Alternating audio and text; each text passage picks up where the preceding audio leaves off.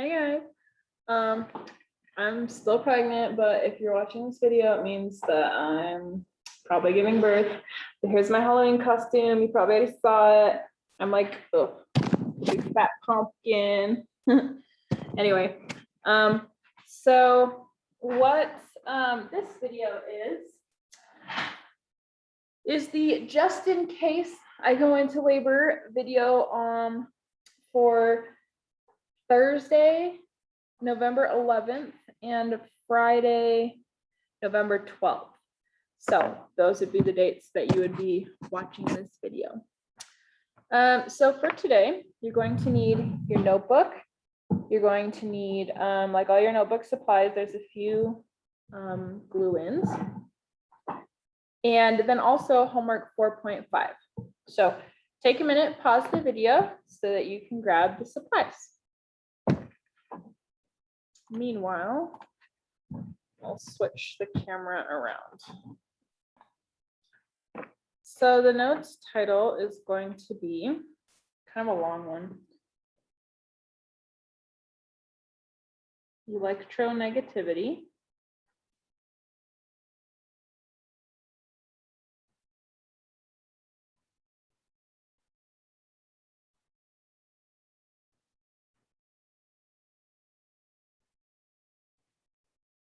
Electronegativity and polar molecules.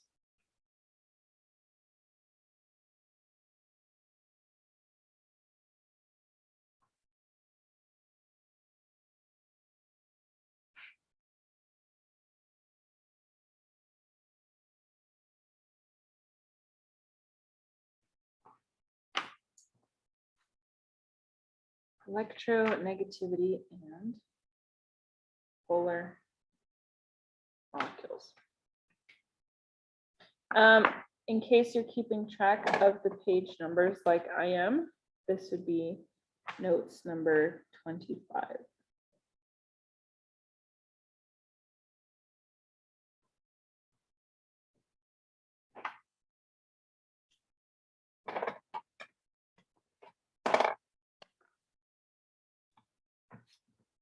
Your cutouts / glue-ins.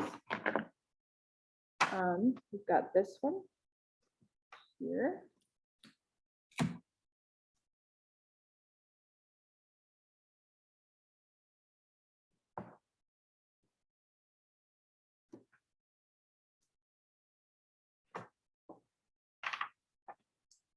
And then underneath that one, we will put our little sumo wrestlers.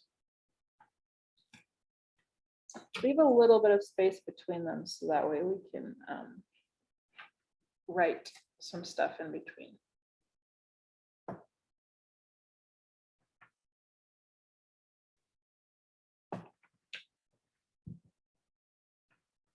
There we go. There's the setup for today. A couple of things. When you think of polar, you probably think of like a polar bear, but polar, or maybe North Pole, South Pole, pole and polarize just mean extremes. So maybe you've heard this word in the context of like people talking about political stuff, where people have become really polarized, where like we've got like the far left, the far right, and like it's not in the middle anymore, it's like distributed. And that's more what we're meaning when we mean polar. We're talking about like the two poles, North Pole, South Pole kind of vibe, where they're separated by large amounts. So this table here, if you want to Google like a different copy of it, sometimes it's called the Pauling scale after Linus Pauling was his name. But most people would just call this an electronegativity table.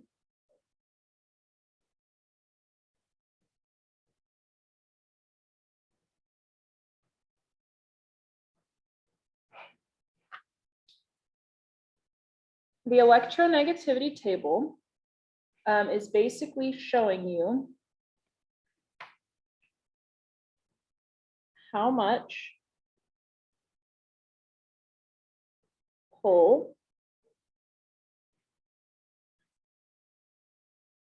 each atom has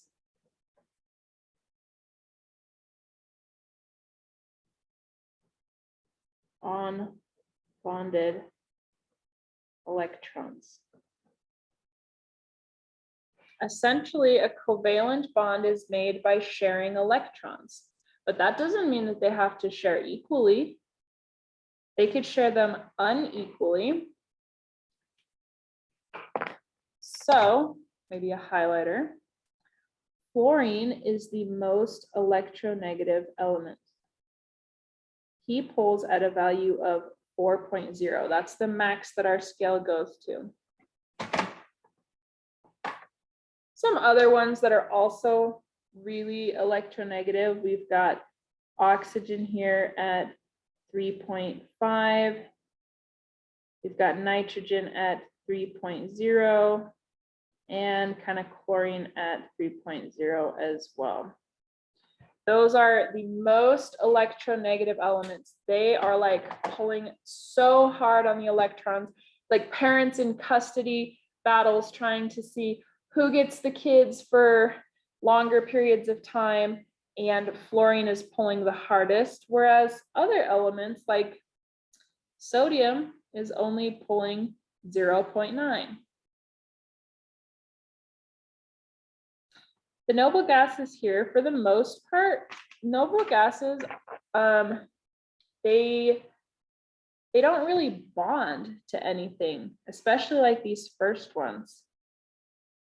And that's what we cover in honors chemistry, is just the first part of the periodic table. Since noble gases don't really bond, how are they supposed to be pulling on bonded electrons?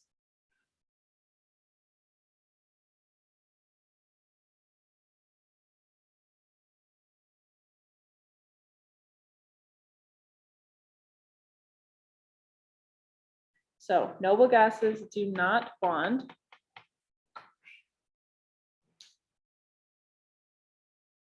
This is because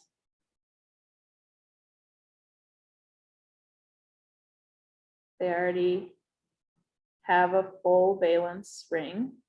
They already have all of the necessary electrons. They have access to the electrons that they need. They have a full valence because they already have a full valence shell.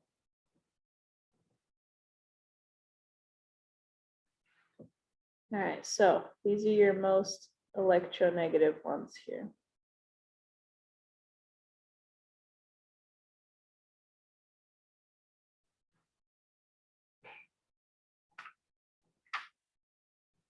So, scooting down,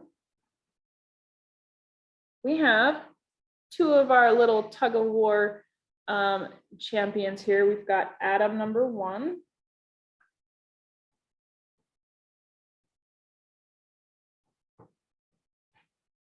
We have atom number 2. How funny would it be if, like, what if these guys' names were actually Adam, like A-D-A-M? It'd be like atom 1, atom 2. Let's see, chemistry.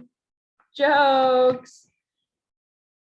Okay, so atom 1, atom 2, they're bonded together. We can see that because covalent bonds are represented by lines. So there's a bond.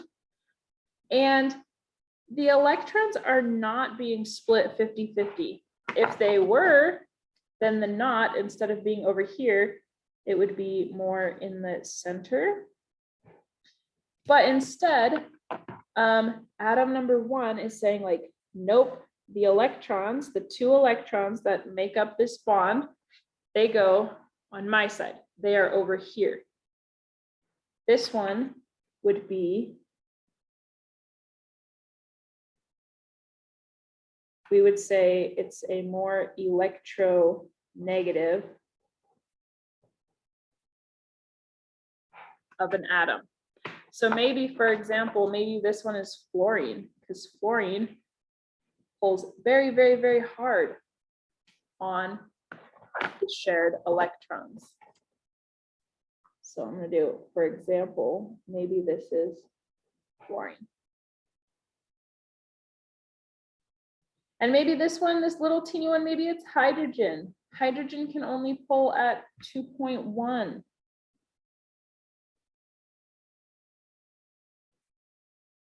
If fluorine is pulling at 4.0 and hydrogen is pulling at 2.1, well, no wonder that the fluorine is going to have more access to the electrons.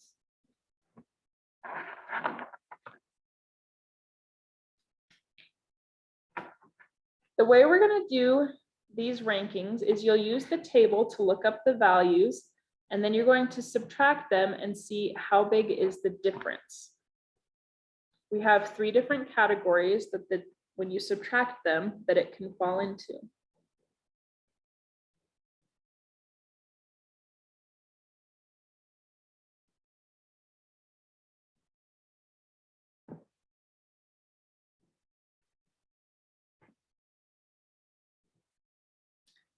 If the difference goes from 0.0 to 0.4, that's going to be one category. That's not the category that this one falls into because we've got 4.0. Can't believe oh, my batteries are low. Oh no, I recommended change of battery necessary. Okay, well, I'll do that later. Anyway, okay. That's not the case that we've got here. We've got 4.0 minus 2.1. We have a case of 1.9. That's going to fit into our other category here, which would be from 0.5 all the way to 2.0. And then the last category would be if it is 2.1 or above. So those are our 3 categories.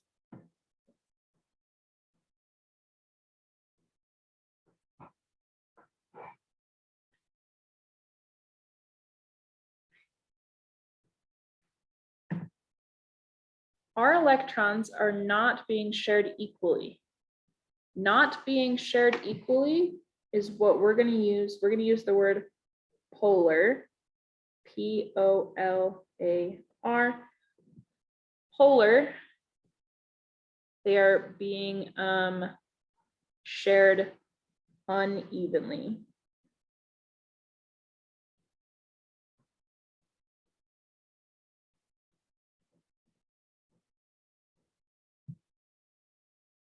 It's still covalent, they're still being shared, just not 50-50. If the difference is really, really small and they're pretty much being shared equally,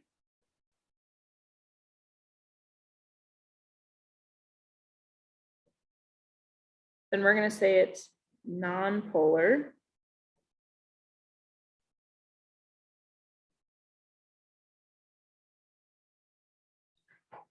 And if it's more than 2.1, they're not even sharing anymore.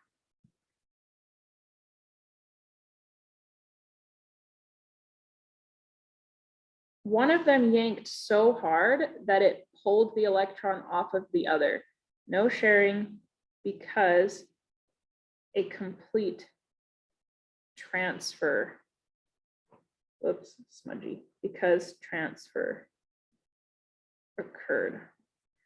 That's going to make it ionic. Ionic is what happens when you have a full electron transferring and it leaves charged particles.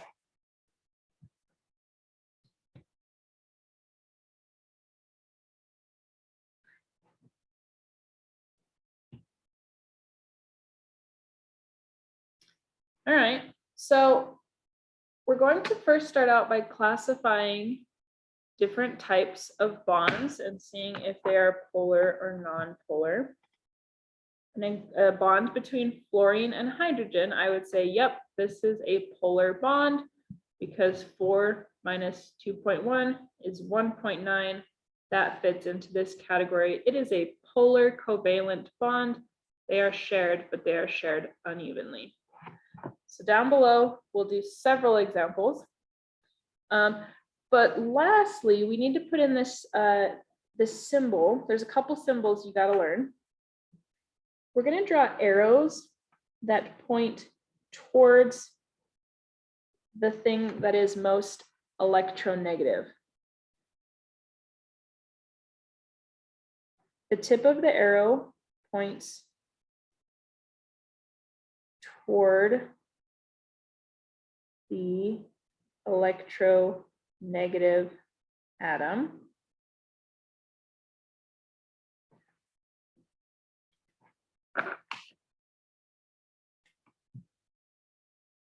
It's basically just an arrow with a plus sign on the end. The arrow is pointing at the electronegative, and the side that has the more access to the electrons, that will be the side that is slightly more negative, right? These are the arrows we're going to use to distinguish a polar bond.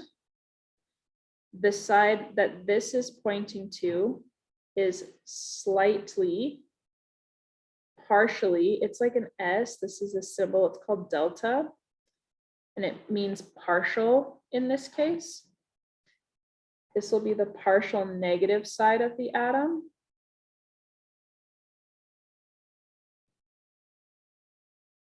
And this side, see how it makes a little plus, a little positive with the tail?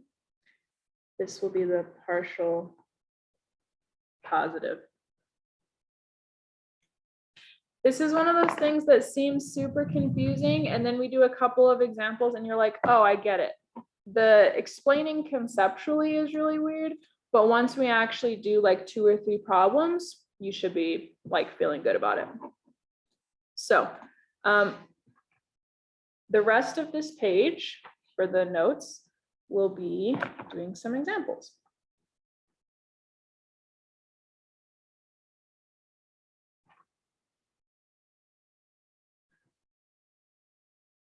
So we'll do 4 examples. You can divide this into 4 spots down here.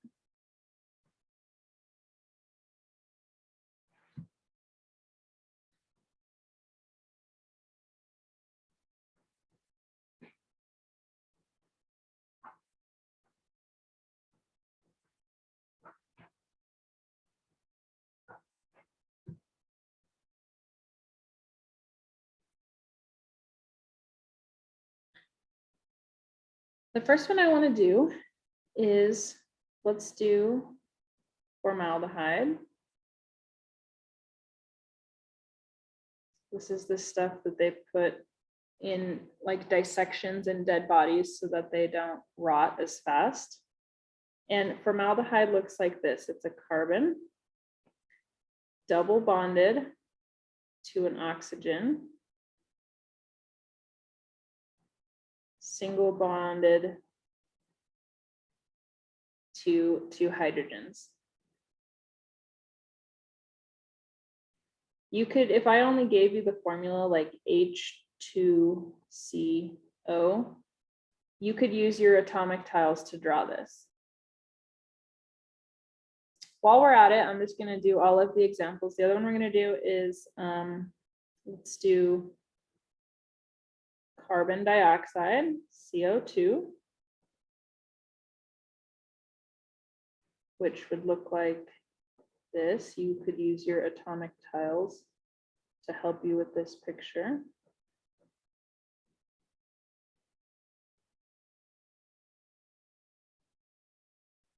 Water.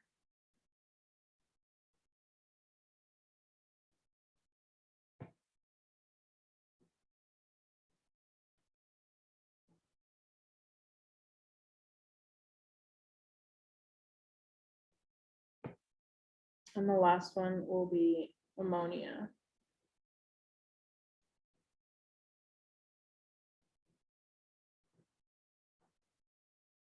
All of these you should use your tiles for if you didn't know how to draw them. I'm just helping you draw them so it goes faster for the notes.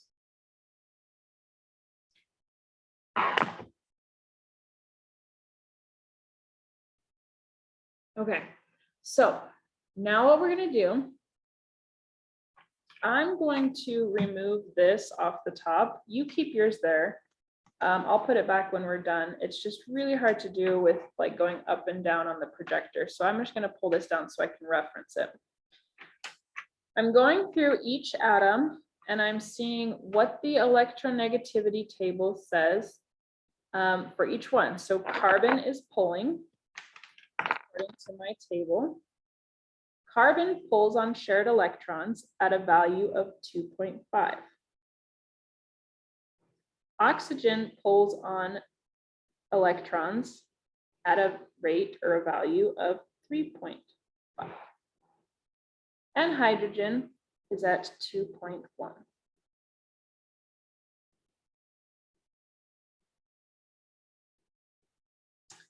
While I have it out, I'm just going to do the next one. Carbon, I already looked that one up, 2.5. And oxygen, 3.5.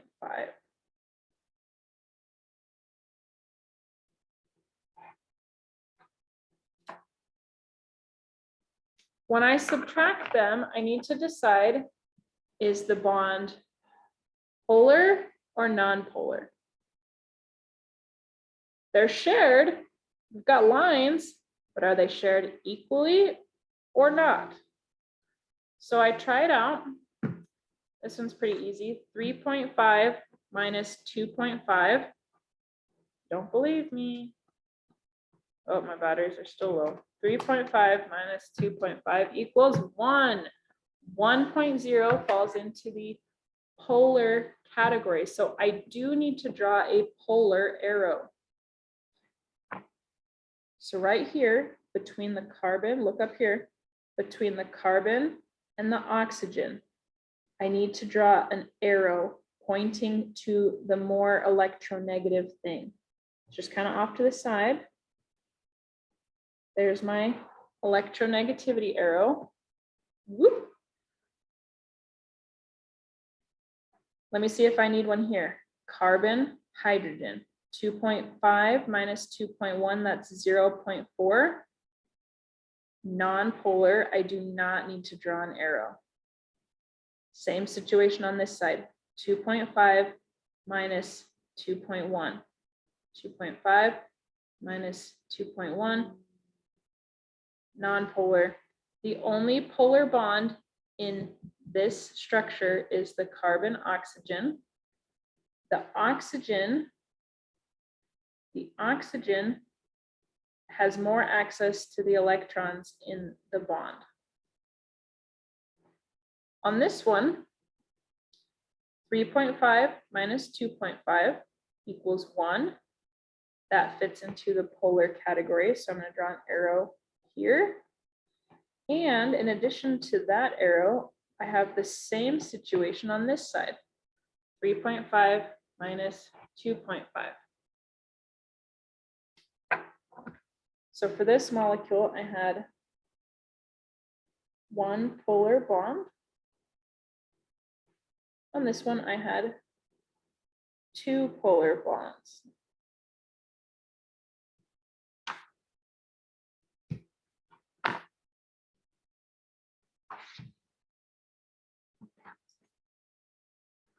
Water is 3.5. Hydrogen is 2.1. 2.1, 2.1, 2.1. Nitrogen here, 3.0.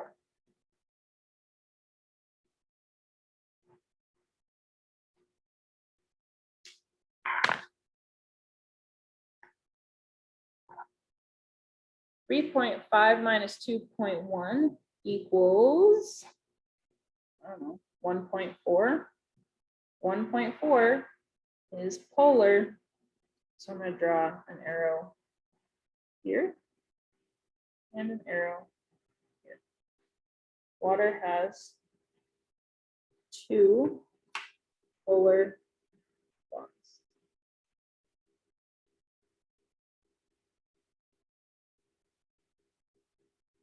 ammonia, 3 minus 2.1, yep.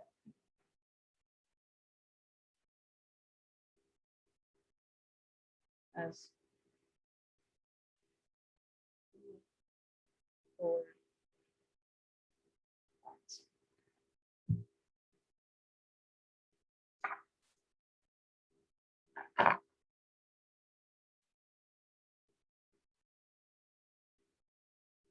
Now, whoa.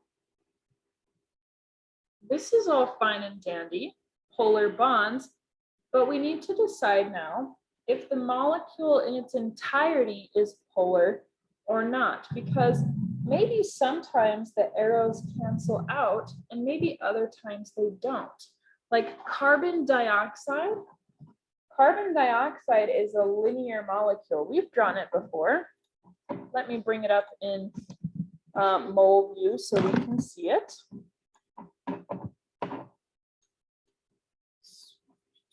Let's switch my screen. Hello. Screen share, mole view. If we look up carbon dioxide, CO2, here's our molecule.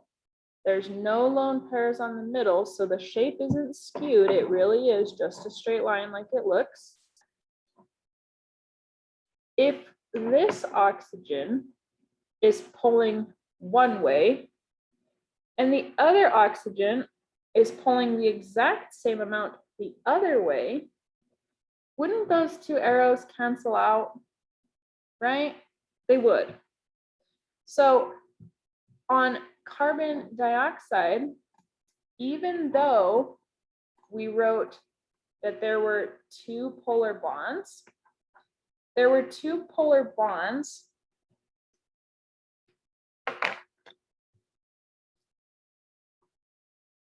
that because of the shape,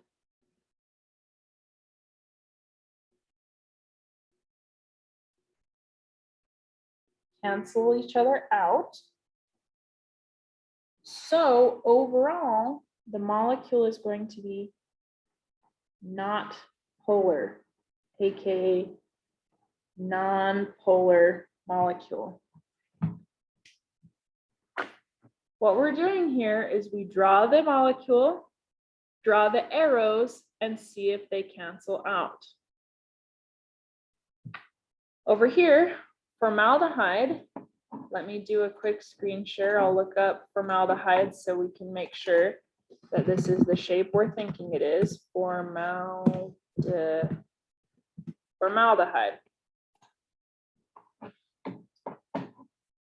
Here's my molecule. It's kind of like a fidget spinner, round and round and round. So if on the oxygen side, there we go, let me turn it that way. Up here, there's an arrow pulling one way, but there's nothing to negate that arrow. There's nothing pulling back this way. One polar bond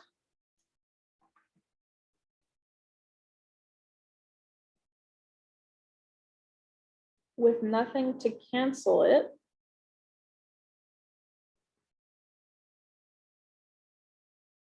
With nothing to cancel it out, makes the entire molecule polar.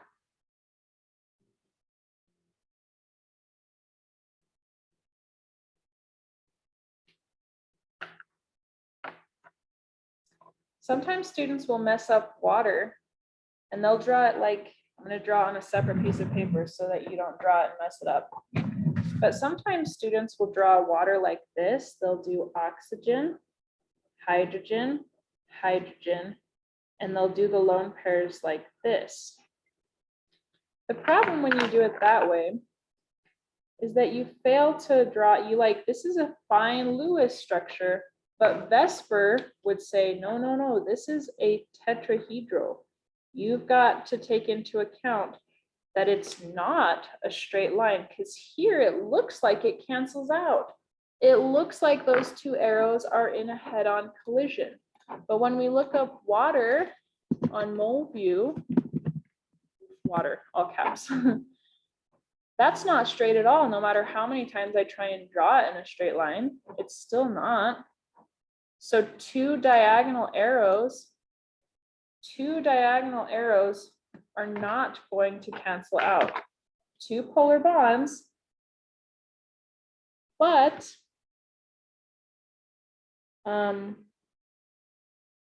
shape is diagonal at each other, so they don't cancel each other out. When they don't cancel each other out, the molecule is polar. Same thing with ammonia. Ammonia has 3 polar bonds.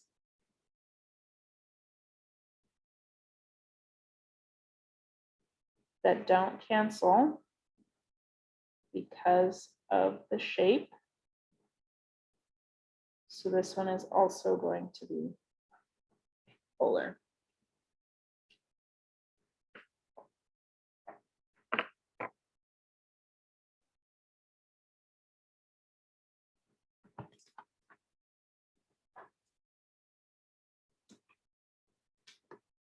All right, so pause here if you need another minute to write that down. I'm going to be switching over here to the homework.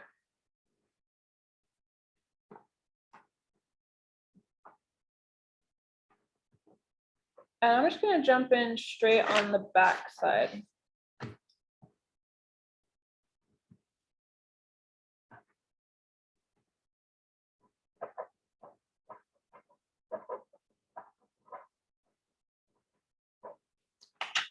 Backside of homework 4.5. Draw the following molecules. If there are polar bonds present, okay, draw the partial charges. Determine if the overall molecule is polar or not. So what you're going to do here, let's take, there's 1, 2, 3, 4, 5, 6, 7, 8, 9, 10, 11, 12. 12 problems. Set a timer for 15 minutes. And go through with your atomic tiles and actually draw out the Lewis structures for these. So pull out your tiles and draw the shapes. Once you have all the shapes, then unpause this video and we'll go from there.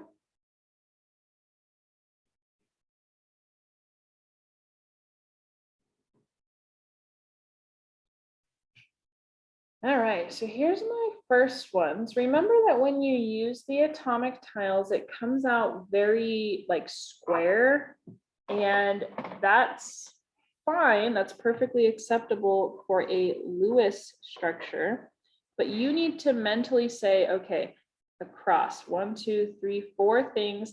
That's not actually a cross.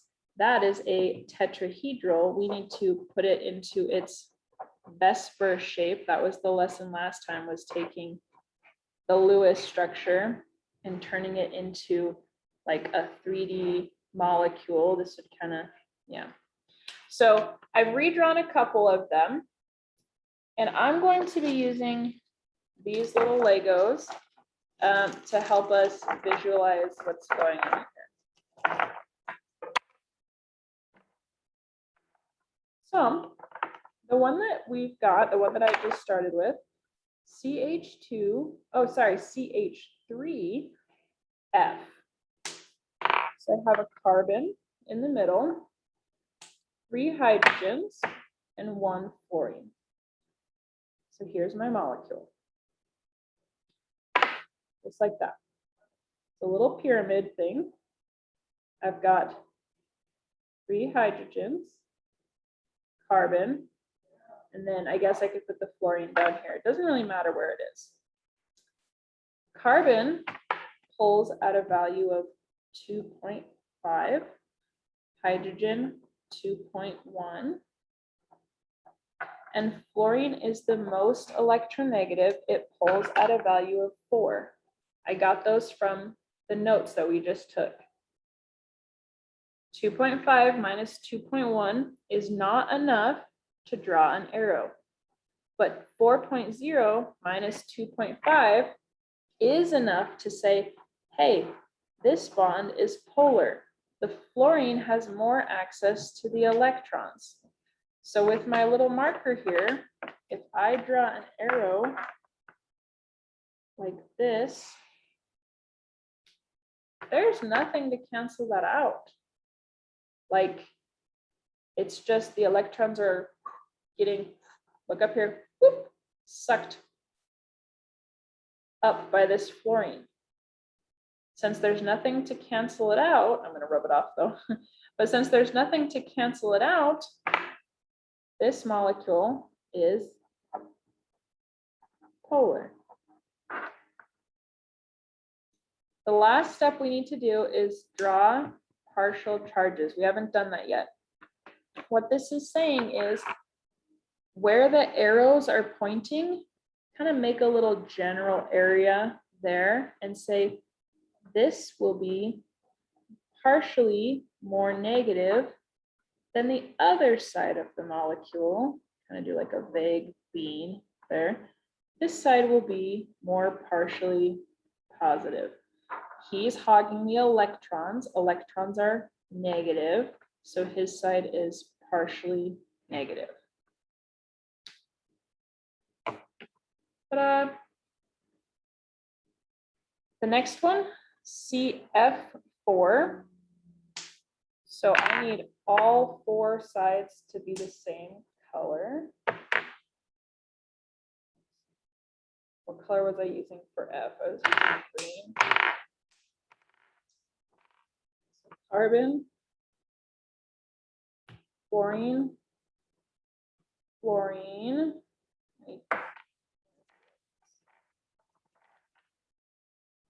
2, 3, 4. Carbon poles at 2.5. Each fluorine is 4.0. 4.0 minus 2.5. Yup, that's a polar bond. So I need an arrow not only here, but also here, and also here, and also here. But wait a minute. I have 4 polar bonds. Surely this molecule's got to be polar, right? No, because it's pulling this way the same amount that it's pulling this way as this way as this way. All 4 sides whoop, whoop, whoop, whoop, are getting pulled on equally, like perfectly. All 4 sides are getting pulled on perfectly. So 4 polar bonds, but they cancel each other out. When you've got bonds that cancel each other out like that, then the entire thing is nonpolar. And we don't have to worry about putting the partials on. We only put the partials on when it's polar.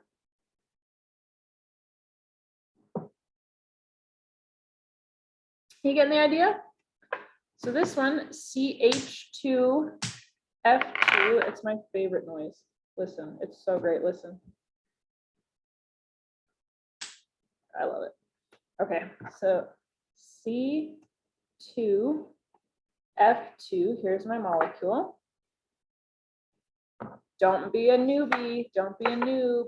Some of you, I know for a fact, check your papers. Some of you drew it like this.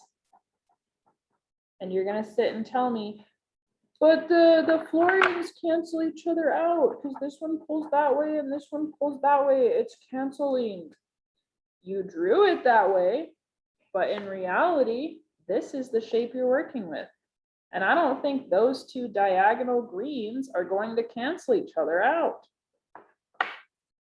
Carbon, 2.5, hydrogen, 2.1, fluorine, 4.0. The only arrows we need are here and here. Two diagonal arrows do not cancel out. This molecule will be polar. And since it's polar, we're going to draw the partial charges. The two arrows are kind of pointing over here.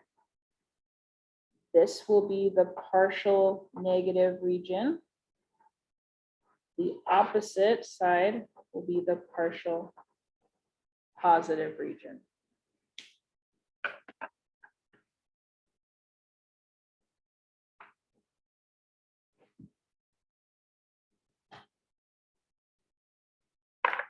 Nitrogen pulling on nitrogen.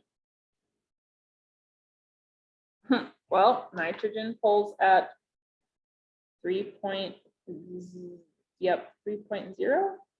and 3.0. There's not even an arrow going on at all. No arrows because 3 minus 3 is 0. So nonpolar, and we don't have to worry about the partial charges.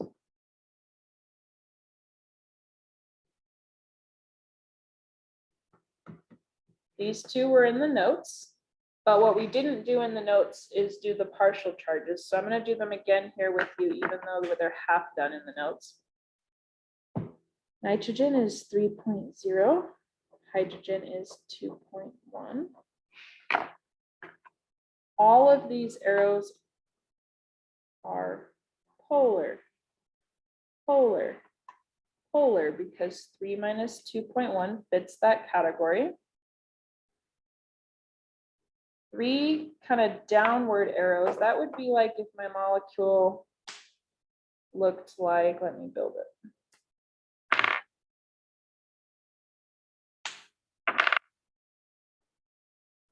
The shape that I have would be 3 things facing down and kind of this empty pod on top. I guess technically if I wanted, I could add a lone pair, like they give me some for the set. I just don't like it.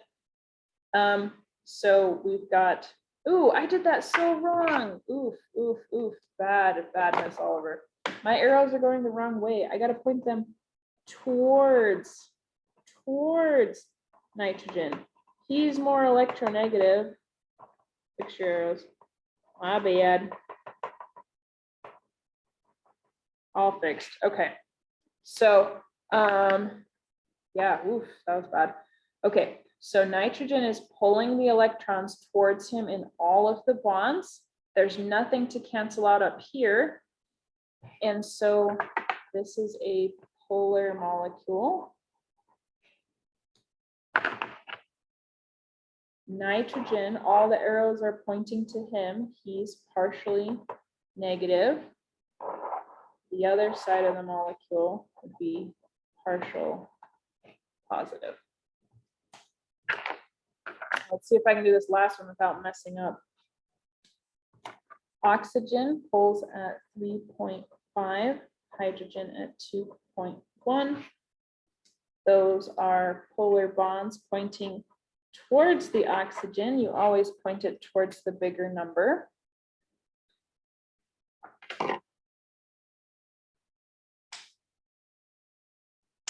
Two diagonal arrows like that are not going to cancel out. So overall, the molecule is polar, meaning put a partial negative charge where the arrows converge and a partial positive around the rest of the molecule.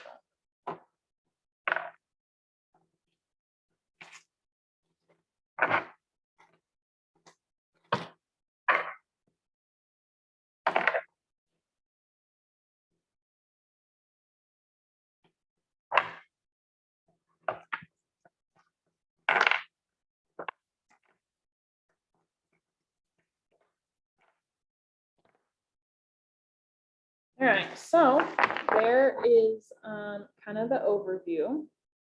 Pause if you need to take another minute to copy this down. But essentially, you're going to do the same thing for all of the molecules down below. If they cancel out perfectly, or there's no arrows at all, then it's nonpolar. If the arrows do not cancel out, then write polar and show me the partial charges where they converge. Does that make sense?